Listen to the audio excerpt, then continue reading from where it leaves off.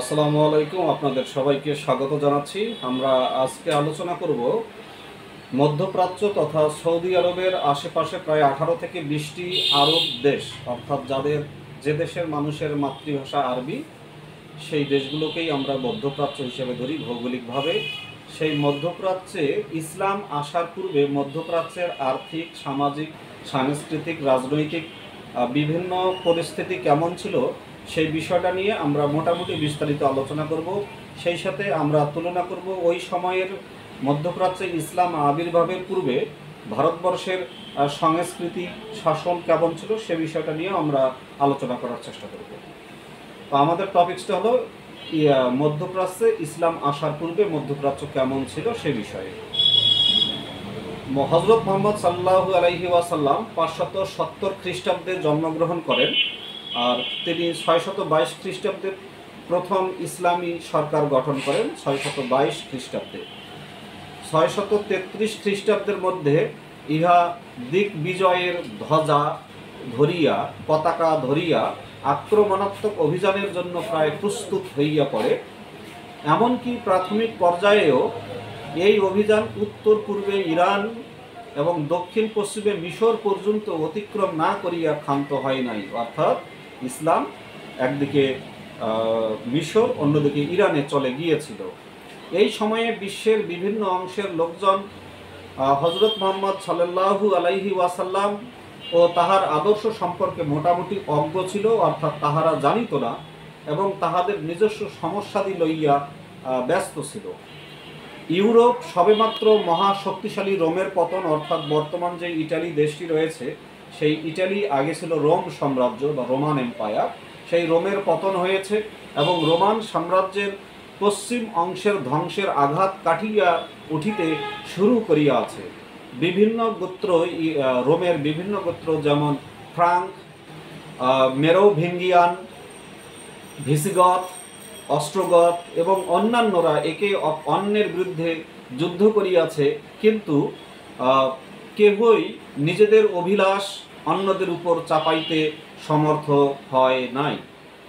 ইউরোপের জনসাধারণের বিরাট অংশ তখনও বর্বর থাকা সত্ত্বেও গির্জাই ছিল তাহাদের একমাত্র প্রধান প্রতিষ্ঠান, যাহাকে জনসাধারণ মান্য করিত। ইহা ছিল মহান পোপ গ্রেগরির যুগ, যিনি 590 খ্রিস্টাব্দে তাহার রাজত্ব আরম্ভ করেন। আমাদের নবী হজরত মোহাম্মদ সাল্লাল্লাহু আলাইহি সাল্লামের জন্ম হলো 570 খ্রিস্টাব্দে, আর এই সময় রোমে টোটাল ইউরোপিয়ান সাম্রাজ্যে পোপ গ্রেগরি, যিনি 590 অর্থাৎ আমাদের নবীর জন্মের 20 বছরকে তার রাজত্ব আরম্ভ করেন। তখন হজরত মোহাম্মদ সাল্লাল্লাহু আলাইহি সাল্লামের বয়স ছিল 20 বছর এবং ইহার 14 বছর পর মহামান্য পোপ মৃত্যুবরণ করেন। তিনি ছিলেন 4 জন প্রসিদ্ধ লেটিন ধর্মযাজক বা লেটিন ফাদার্স যাদেরকে বলা হয়, তাদের শেষ পুরুষ এবং মধ্যযুগীয় পোপদের মধ্যে প্রথম পুরুষ ছিলেন এই পোপ গ্রেগরি। তিনি মধ্যযুগের সূচনা করেন বলে ধারণা করা হয়, আর তাহার ইচ্ছার বিরুদ্ধে তাহাকে পোপ নিযুক্ত করা হইলেও ক্ষমতাসীন হইয়া তিনি খুব কর্মঠ হইয়া ওঠেন। গির্জার সম্পদ তিনি দান দক্ষিণে খরচ করেন, গরিব দিককে খাওয়ান এবং যুদ্ধ বন্দী দিককে মুক্ত করেন। তিনি একটি বিরাট ধর্ম অভিযান পরিচালনা করেন এবং ইউরোপের দক্ষিণ অঞ্চলগুলিতে ধর্মাশ্রম নির্মাণে সহায়তা করেন। ইংল্যান্ডবাসীকে খ্রিস্টান ধর্মে দীক্ষিত করিবার মূলে তিনি ছিলেন পুরোধা, অর্থাৎ তিনি ছিলেন প্রাণ পুরুষ বা প্রথম পুরুষ। এই সন্ন্যাসী সর্বপ্রথম পোপ, যিনি নিজেকে প্রভুর নফরদের নফর বলিয়া উল্লেখ করেন। তবুও তিনি দাবি করেন পোপ হিসাবে রোমের বিশপকে প্রাচ্য ও পাশ্চাত্যের অর্থাৎ পশ্চিম এবং পূবের সকল গির্জার অধিনায়ক হিসাবে স্বীকার করা উচিত। তিনি মনে করেন একজন সম্রাটের অবর্তমানে গির্জারই উক্ত শূন্যস্থান পূরণ করা উচিত। কথিত আছে যে তিনি পার্থিব বিষয়ে মনোযোগ দেওয়া প্রতি মুহূর্তের জন্য শোক প্রকাশ করিতেন, কিন্তু তবুও তিনি রাজার ক্ষমতা গ্রহণ করা প্রয়োজনীয় মনে করিতেন। পরবর্তী পৃষ্ঠাগুলোতে দেখা যাইবে, অর্থাৎ আমাদের এই আলোচনার শেষে, এই ব্যাপারে তিনি হজরত মুহাম্মদ সাল্লাল্লাহু আলাইহি ওয়াসাল্লামের সঙ্গে একমত ছিলেন। এইদিকে আমরা ভারতবর্ষের দিকে চলে আসি। ভারতবর্ষে সাহিত্য, বিজ্ঞান ও শিল্পকলায় কৃতিত্বের অধিকারী গুপ্ত বংশ। সেই গুপ্ত বংশের সোনালী যুগ শেষ হইয়াছে। এই চ্যানেলে গুপ্ত বংশ নিয়েও বেশ কয়েকটি ভিডিও দেয়া আছে, আপনারা চাইলে সেগুলো শুনতে পারেন। তো সোনালী যুগ শেষ হইয়াছে ভারতবর্ষে। 1 শতাব্দীকাল হুনদের দাসত্ব ও ক্ষমতা লাভের অভ্যন্তরীণ সংঘর্ষের পর গুপ্ত বংশের হর্ষবর্ধন 606 খ্রিস্টাব্দে উত্তর ভারতে একটি রাজত্ব প্রতিষ্ঠা করিয়া শাসন কার্য পরিচালনা আরম্ভ করেন। তিনি হজরত মুহাম্মদ সাল্লাল্লাহু আলাইহি ওয়াসাল্লামের মৃত্যুর 15 বৎসর পর অর্থাৎ 647 খ্রিস্টাব্দে পরলোক গমন করেন এই হর্ষবর্ধন। ওই 42 বৎসর তিনি দেশের শান্তি ও নিরাপত্তা পুনঃপ্রতিষ্ঠা করেন এবং তাহার রাজধানী কনৌজ শিল্প ও শিক্ষার কেন্দ্রস্থলে পরিণত হয়।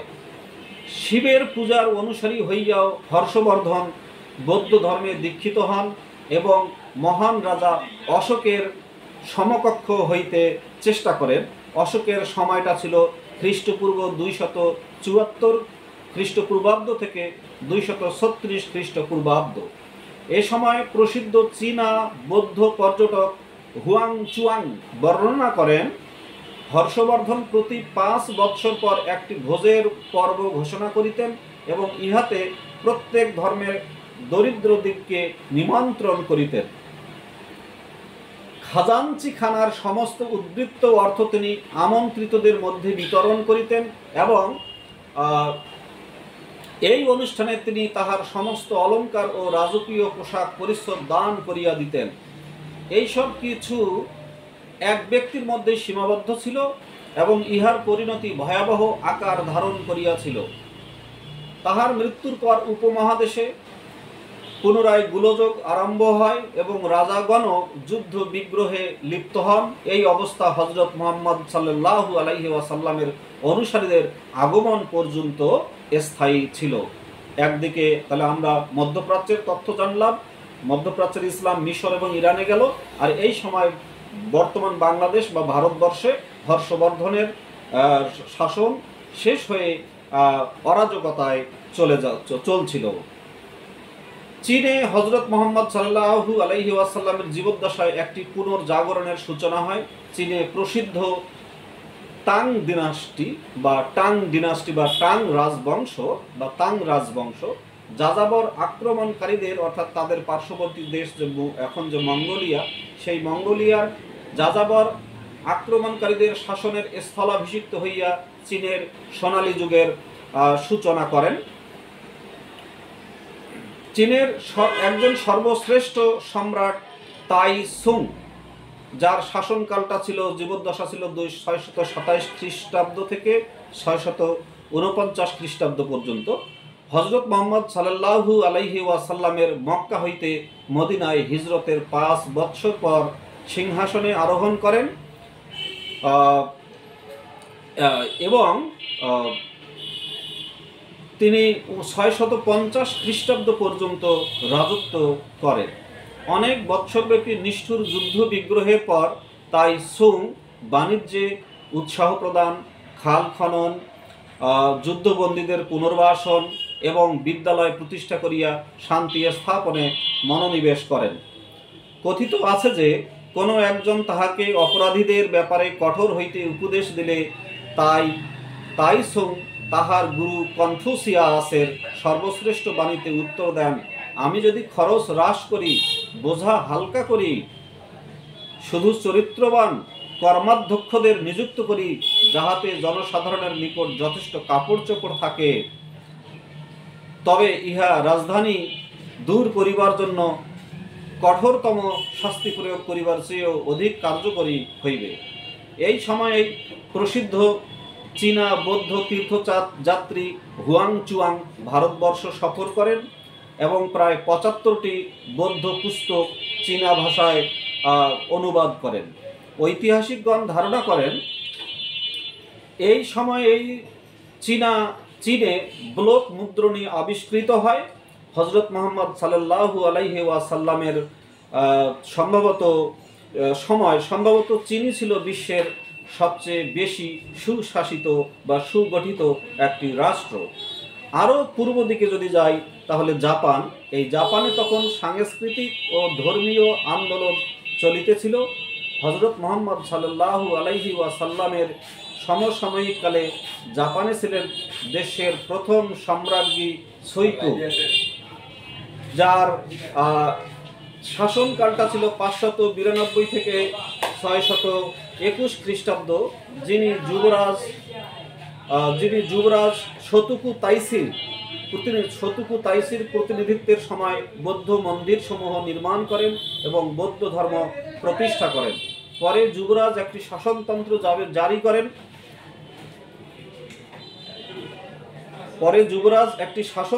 জারি করেন। এই শাসনতন্ত্র ছিল কেন্দ্রীয় মতবাদের সংমিশ্রণ।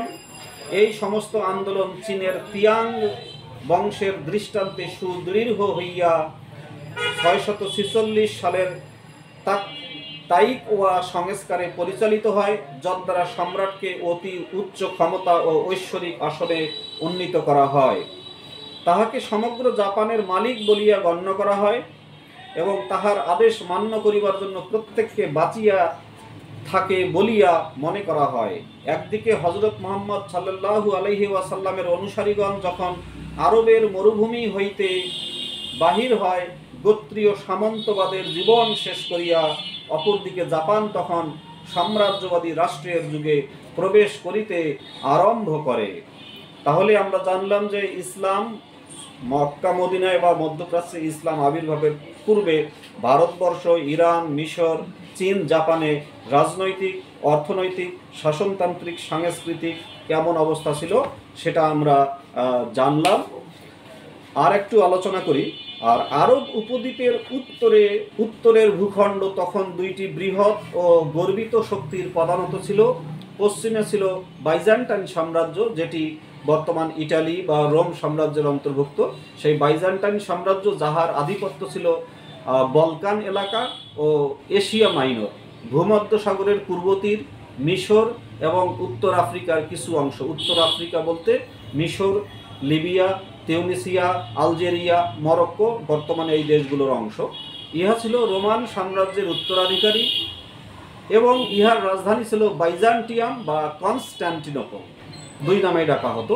এই সাম্রাজ্যের সরকারি ধর্ম ছিল প্রাচ্য সনাতন খ্রিস্টান ধর্ম, যেটাকে ইংলিশে বলা হয় ইস্টার্ন অর্থোডক্স ক্রিশ্চিয়ানিটি, এবং ইহার ভাষা ছিল গ্রিক। পূর্বে ছিল প্রাচীন আখমানিয়ান সাম্রাজ্যের বা আকোমেনিয়ান এম্পায়ারের উত্তরাধিকারী সাসানীয়গণ কর্তৃক শাসিত পারস্যবাসীগণ, যে ইরান, সেই ইরানের এক সময় ছিল সাসানিয়ান গোত্রভুক্ত। কাস্পিয়ান সাগরের উভয় তীর, ফার্টাইল ক্রিসেন্টের পূর্ব অংশ, টাইগ্রিস ও সিন্ধু, অর্থাৎ টাইগ্রিস বলতে ইরাকের যে দজলা ফরাত বা ইউফ্রেটিস টাইগ্রিস নদী, সেই নদী, এবং আমাদের ভারত বা পাকিস্তানের সিন্ধু নদী সমূহের মধ্যবর্তী সমগ্র এলাকা সাসানীয়দের আধিপত্য ছিল, অর্থাৎ ইরান, বর্তমান ইরান এই এলাকাগুলো কন্ট্রোল করত। তাহাদের শীতকালীন রাজধানী ছিল টাইগ্রিস নদীর তীরে অবস্থিত সেসিফনে এবং গ্রীষ্মকালীন রাজধানী ছিল একবাতানায় বা আধুনিক হামাদানে। তাহাদের ধর্ম ছিল জরথস্ত্র, যে ধর্মটা বর্তমান ইরানেও কিছু কিছু লোকেরা এই জরথস্ত্রবাদ বা জরথস্ত্র ধর্মটি পালন করে, এবং তাহাদের ভাষাকে বলা হইতো পাহলবি বা মধ্যযুগীয় ফার্সি ভাষা।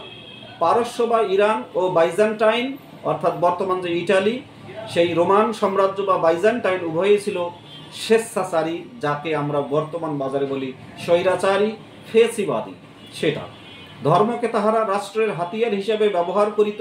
বর্তমানে যেমন গণতন্ত্রকে গরিবদের শোষণ করার হাতিয়ার হিসেবে ব্যবহার করা হয়, সমাজতন্ত্রকে ব্যবহার করা হয় হাতিয়ার হিসেবে গরিব, নিরক্ষর এবং অর্ধশিক্ষিত বোকা মানুষদেরকে শোষণ করার জন্য ব্যবহার করা হয়, তেমনি তখন ধর্মকে হাতিয়ার হিসেবে ব্যবহার করা হইতো এই পারস্য এবং বাইজান্টাইন সাম্রাজ্যে বা বর্তমান ইটালির আশপাশের যে সাম্রাজ্য দেশগুলো ছিল। তবে ভাষা ও সাংস্কৃতিকগতভাবে পারস্যবাসীগণের মধ্যে অধিক একাত্মতা ছিল বলিয়া নিজেদের ঐতিহ্যের ব্যাপারে তাহারা গর্বিত ছিল। এই দুইটি সাম্রাজ্য সর্বদাই যুদ্ধে লিপ্ত থাকিত। একটা হলো বাইজান্টাইন সাম্রাজ্য বা বর্তমান ইটালি, আর আরেকটা হলো পারস্য সাম্রাজ্য বা বর্তমান ইরান। অর্থাৎ আজকে যে ইরানের এই যে যুদ্ধ বিগ্রহ দেখতেছেন ইরানের, সেই যুদ্ধ বিগ্রহটা কিন্তু আজকের না, সেই প্রাচীন যুগ থেকে ইরানের লোকেরা যুদ্ধ করেই আসছে। এই জন্য এই ইতিহাসগুলো আমাদের জানা খুবই খুবই জরুরি। আর তাহলে এই বর্তমান ইটালি আর বর্তমান ইরান, অর্থাৎ সাবেক বাইজেন্টাইন সাম্রাজ্য এবং পারস্য সাম্রাজ্য অলওয়েজ একটা অপরের সাথে যুদ্ধে লেগেই থাকতো। আর কোনো পক্ষই অপর পক্ষকে প্রধানত রাখিবার মতো শক্তিশালী ছিল না, অর্থাৎ উইন উইন সিচুয়েশন। ইরান এবং ইটালি অলওয়েজ যুদ্ধ করত। বর্তমানেও এই ইরান পৃথিবীকে হুঙ্কার দিচ্ছে, অর্থাৎ যুদ্ধের যে রেশ, রক্তে যে যুদ্ধের চিহ্ন, সেটা এখনো মুছে যায়নি। তো এই হলো মধ্যপ্রাচ্যের সংক্ষিপ্ত ইতিহাস। আমাদের এখন বিদ্যুৎ চলে গেছে, একটু পরে আমরা বাকি এর পরের ভিডিওতে আমরা মধ্যপ্রাচ্যে ইসলাম আসার আগে মধ্যপ্রাচ্যে এবং সারা পৃথিবীতে কি পরিস্থিতি ছিল সেটা নিয়ে আলোচনা করব। আশা রাখি সে ভিডিওতেই দেখবেন। পারলে চ্যানেলটি সাবস্ক্রাইব করবেন, লাইক করবেন, শেয়ার করবেন। সবাইকে অসংখ্য ধন্যবাদ।